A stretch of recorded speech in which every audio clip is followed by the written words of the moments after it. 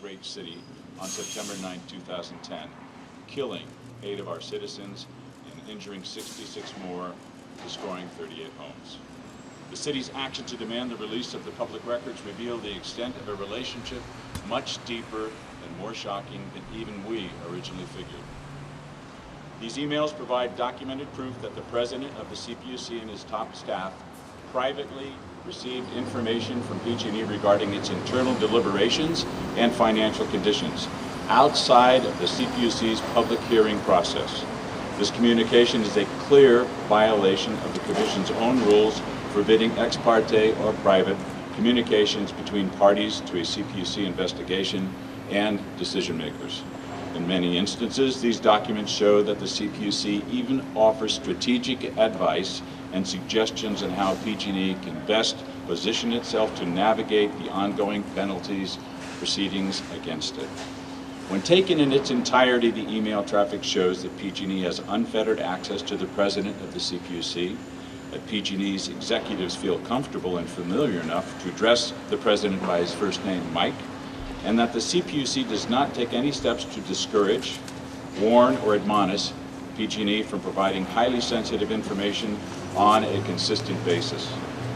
The fact that these off-the-record communications occurred between the defendant and judge in the most high-profile, high-stakes investigation to come before the CPUC in the history of this public agency creates a total loss of confidence and transparency in what should be an open, honest, fair judicial process.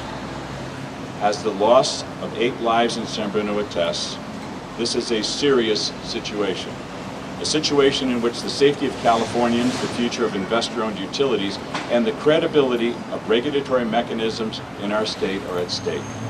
As a result, we are calling for President Peavy's immediate removal, the resignation of PG&E executives, and a state investigation into this matter. The timing is dire. The CPUC proceedings are coming to a close within the next few months, and the CPUC will be confronted with levying historic penalties and fines against PG&E in one of the largest natural gas disasters in United States history. We cannot have the same man, Michael Peavy, who has proven to be biased, presiding over the penalties and fines that the CPUC will levy against PG&E.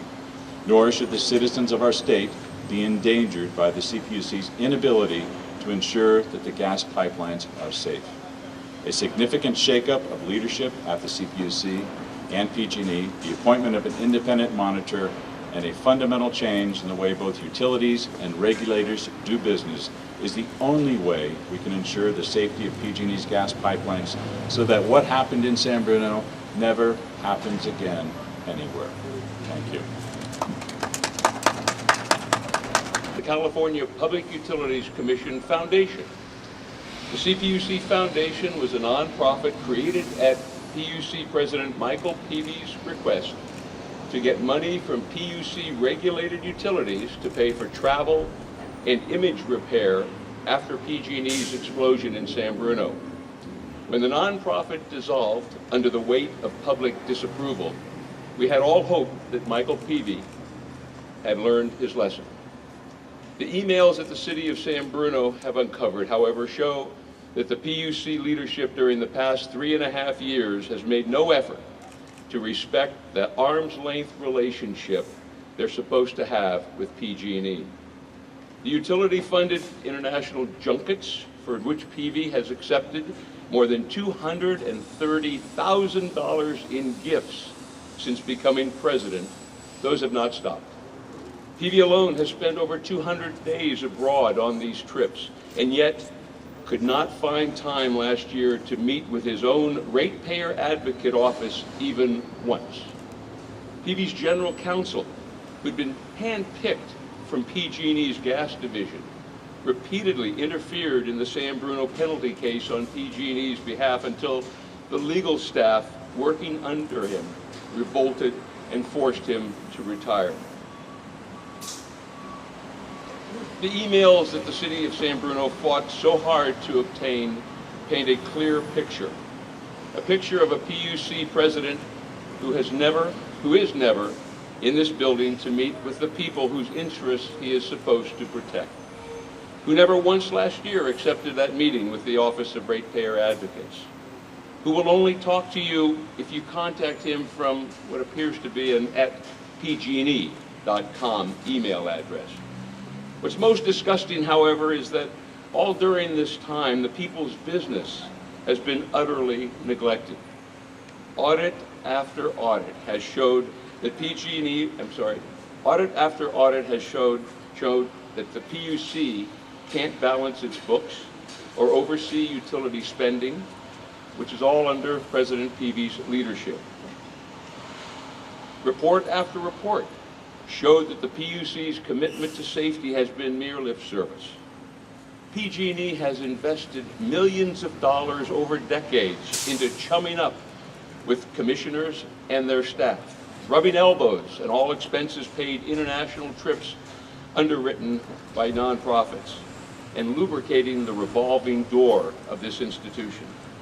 These emails clearly show that PG&E is now calling in those favors.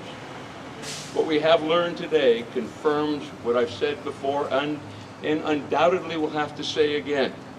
The culture of the PUC will not change, and the residents of the Crestmore neighborhood in San Bruno will not see justice until the president of the PUC, Michael Peavy, permanently leaves this building. Thank you for being here today. Good morning. My name is Brian Perkins. I'm the District Director for Congresswoman Jackie Spear. These emails indicate that justice is not blind at the California Public Utilities Commission. It's AWOL. I haven't had an opportunity to review the emails, but if the press reports are true, and I have no reason to believe otherwise, then you can't make this into a good news story for California consumers. CPUC staffers and President Peavy offered PG&E guidance on how to respond to San Bruno's requests or to bad news in the headlines. Likely, as the full record is examined, other examples of lack of professional conduct and perhaps even violations of the law and communications during a regulatory proceeding will be revealed. Regulators are supposed to regulate, not cheerlead. No one learning of these back and forth comments by regulators and PG&E could come to any conclusion other than the obvious. A safety culture may be the objective of the CPUC, but a culture of cozy accommodation remains the norm. These two cultures are incompatible.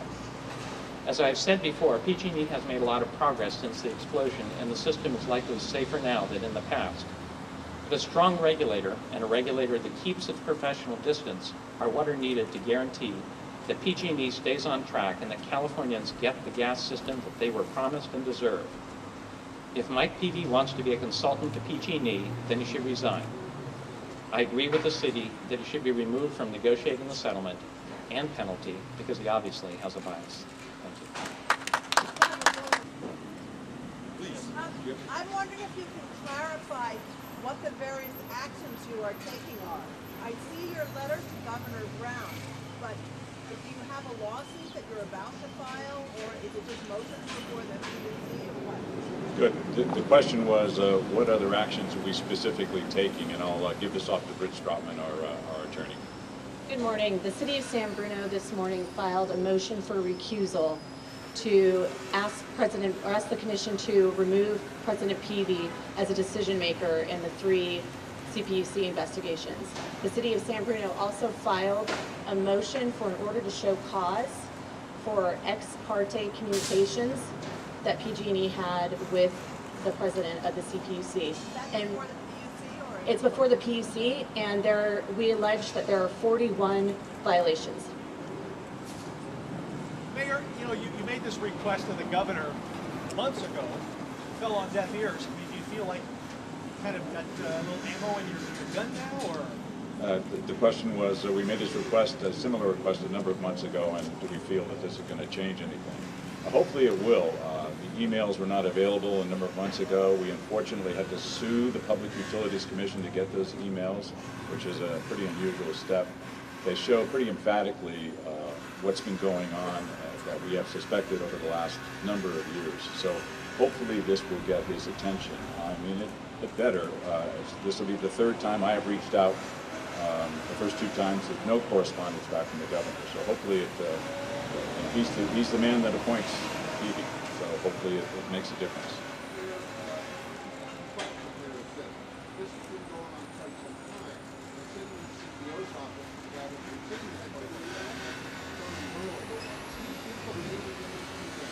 Well, we have asked for the question was, it's not just at PUC, it's Tony Early who's been sitting in his seat for quite a while.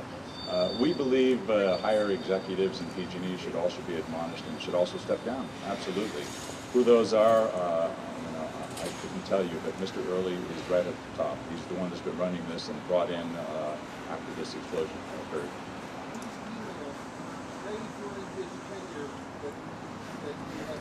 Yes, they were. The emails were during Tony Early's tenure. What do you fear if nothing changes at the CPUC for California? What do I fear if nothing's changed? This could happen again. You know, we've talked about all the legalities over the last number of years, all of the things that have come to the surface. What I tried to do is bring it back to September 9, 2010. 8 people lost their lives. All right, this was not an accident. This could have been prevented. It was caused. And so we don't want this to happen again, as I said, anywhere again in the state of California, or anywhere for that matter. We're working with the U.S. Conference of Mayors on the Pipeline Safety Alliance to try to bring this to the surface in fact, all of the states of the union.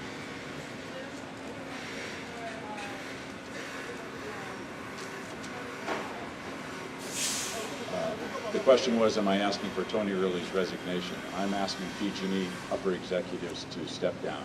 Whether that be Tony Early or some of the others, I think that remains to be seen.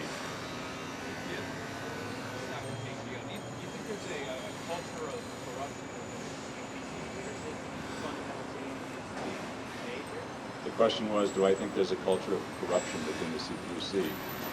I believe the evidence shows in these emails that there is, as the NTSB identified over 3 years ago, a very cozy relationship. The results of that cozy relationship, unfortunately, in San Bruno, killed 8 people. So it's a damning situation. It's a very troubling situation, but it's an ongoing situation that has to stop. What do you make of PG&E and the PUC have both said they were essentially just doing this is how they're supposed to act, communicate to one another. Matter of fact, I think PG&E said they were required to do that. The question was, is this a normal day-to-day business based on the PG&E's and CPUC's response? I think if in fact it was illegal, improper, and it has to be changed. This so-called culture of safety, where they're touting, the PG&E is touting a lot of their day-to-day workers, the line people, about how wonderful they are living in our communities. We agree with that. We've never had an issue with the people in the streets that are doing the work. Where we have an issue is with the higher-ups. The corporation that makes decisions is run by people, and there's a too cozy relationship between the regulator that's supposed to oversee that corporation's activities and the corporation itself.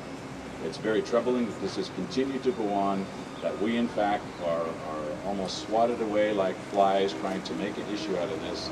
I think the emails, if you read them specifically, the 7,000 pages of them, and we've identified 41 specifically, this is a bad situation that's been going on for way too long. As I said, San Bruno was caused. It was not an accident. We don't want it to happen again.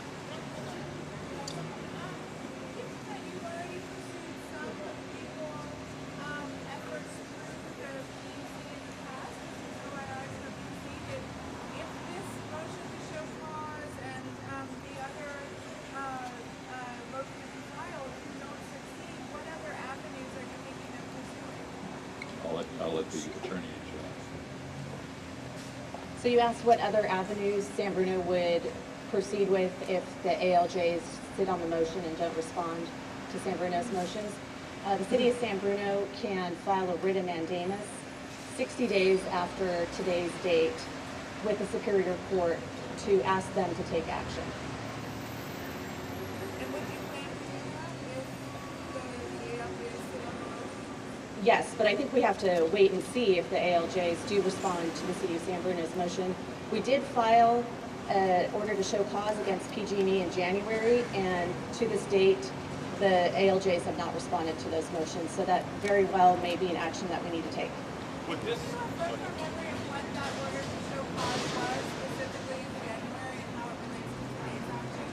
Yes, we filed an order to show cause in January of 2013, alleging that PG&E went behind closed doors with the CPUC and tried to settle one of the investigations. In that case, PG&E and the CPUC tried to settle an investigation. It's called the High Consequence Area Investigation, and the citation in that case was for $375,000, and we still have not heard back from the CPUC on those motions. Will our actions now stall going forward? We don't believe so.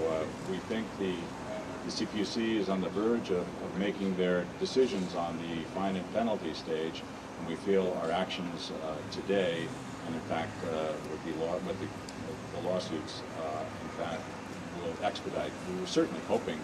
This has been going on for almost 4 years, September. It took the NTSB 1 year to emphatically say what the cause of the explosion was, to identify cozy relationships between the regulator and the utility, a number of things. 1 year. This has been dragging on for almost 4 years now. And the problem with the people of San Bruno is every time they see this on the news, it brings them back to that evening. And we want this part of it to go behind us. We will never fully recover. Let's keep bringing it up because of the ineptitude of the regulatory agency, the CPUC, and the utility they regulate. It is a very frustrating situation for us.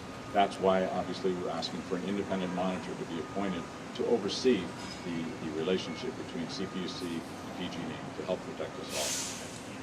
The interesting part is when we talk about the coziness, it was about 2 years after the explosion in San Bruno when the executive director hired an independent firm to come in and interview their executives, the top executives of the PUC, to find out how their relationship was with the utilities. And what did we hear? What did we find out from that confidential report?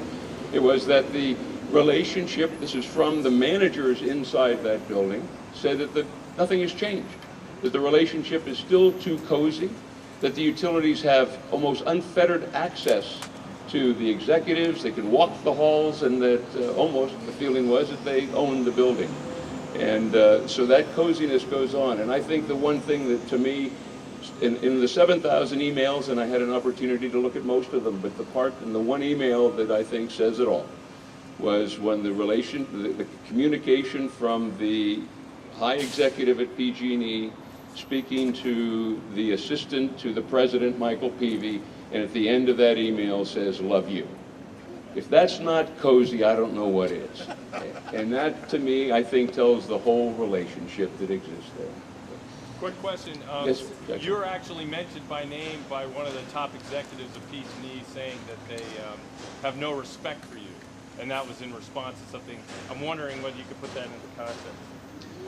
Well, the comment that he made, and put it in context of how I feel about that, or the context of anything I want to say. Well, I guess I'm honored to have that, and it almost reminds me of Nixon's enemies list, that it feels good. But the part that's troubling is that they would look at this and take a letter that certainly represented a legislator's sentiment and concern, and certainly at the time that email came back, the proof seemed to be there of what the situation was and the structure of the letter, and to have him personalize it in that way, I thought was going a little far.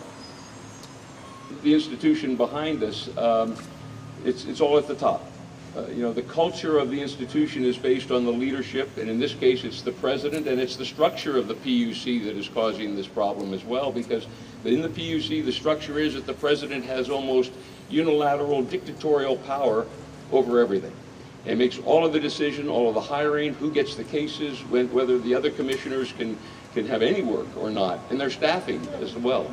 So the commission here, it's all at the top, and I think it's the same thing with the PG&E. It's all related to the leadership. Now, whether he is responsible for each email, but I think those executives who are involved in it need to be sanctioned in some way before their actions and for that relationship that they've established. Certainly it benefits them and benefits PG&E, but it's not right.